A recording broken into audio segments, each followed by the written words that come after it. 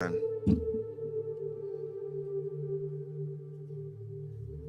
Einstein made a statement. He says that I'm not interested in the phenomenon or that phenomenon.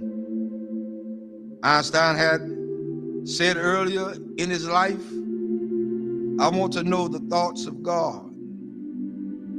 The rest are mere details. But as he lay there dying in the Princeton hospital, he must have understood that these were secrets that God was clearly keen to hang on to. You know what the secret is? Love. Love. Love.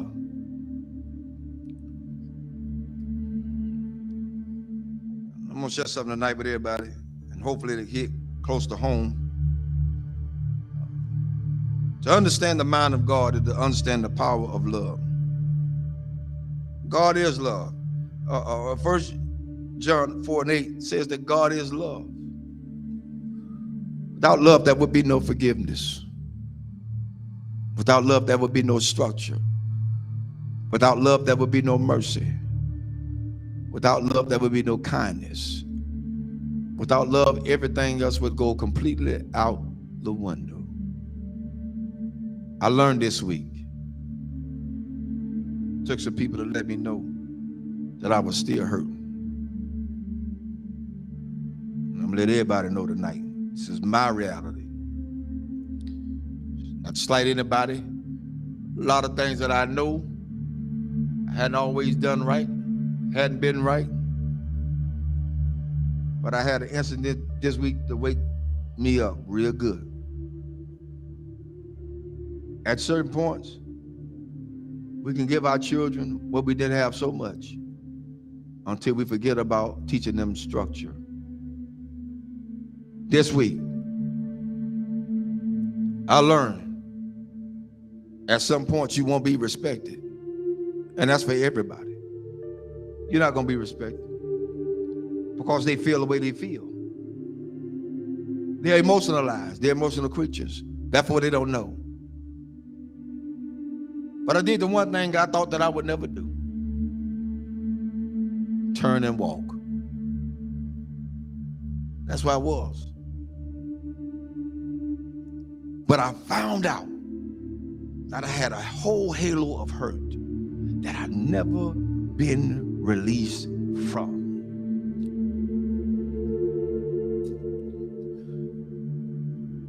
My respect factor has never really been known because I never got it. Never got it. People say they respect you. Say they love you. Where is it? One of the things we got to realize is what we train our children to do, they're going to do it to the fullest extent. If you let them be into your business as adults, then they're going to have all rights and privileges to say what they want to say, not knowing the outcome of what could be. But I learned something. Even though I went through all that hurt and I'm still hurt, that's all right. I don't mind it. I'm going to go through this thing. I'm going to go through it. Because at this point, I don't owe nobody nothing. I owe God himself. For me, I did what I needed to do and walked away. I did what I had to do and walk away. And it ain't easy. It ain't easy trying to do right and you still get damaged. It ain't easy. God help me tonight. It is not easy. It is not easy to be in a place and feel like you're trapped. Because even when you do good, evil is always present. So you have to face the fact. That's why I said a lot of times, I've told people, and I still tell people today, don't hold me up as no God. Because I'm going to fall. And I'm going to make you fall. Don't hold me as no God. I'm gonna make some decisions that folk just is not gonna like. I'm gonna turn over some chairs and some tables that people are not gonna even be able to imagine that whoa, the Reverend did that. Oh, yes, because I'm human. I'm human. I'm human. One thing I learned from all this is that you don't have to stay where you're not welcome. Thirdly, I ain't studying nothing nobody say. I came in this world alone. I'm gonna die alone. So you got to stand for yourself. I'm teaching my children that now, and I'm teaching them that from a distance right now. Because what could have happened didn't. And I love all of them. I love everybody. I love everybody. But there comes a point in your life you got to let go. You got to let go. How long do you have to put up with a lot of stuff? You did your part. You did what you can do. Now it's time to let them go. A lot of parents out there suffering now, and I'm telling all parents out there now, you done did all you could with your child. They're in their adulthood. They think they know it all. They done seen the world. They got more sense than you. Let them go. Release them in the Lord's hand. If you get in the way, you get in the way of God's hand. Get out the way. Because whatever God got for them, that's what he's going to get. Well, that's how it is. Children shouldn't be involved in the parents' business. Amen. I'll say it again. Children should not be involved in their parents' business.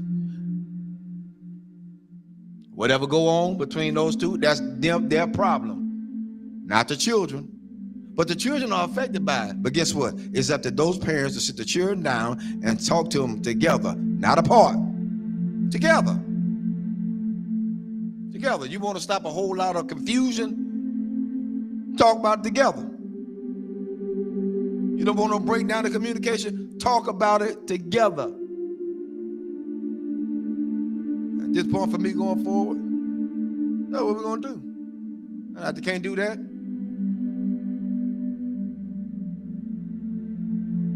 I ain't playing with them. There's a lot you can do.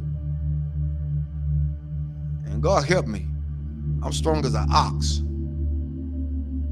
But the Lord is a protector and a shield from everything. And Lord help me, I got the scars to prove it. Cried many a days. But I ain't got to cry no more. My mind's made up.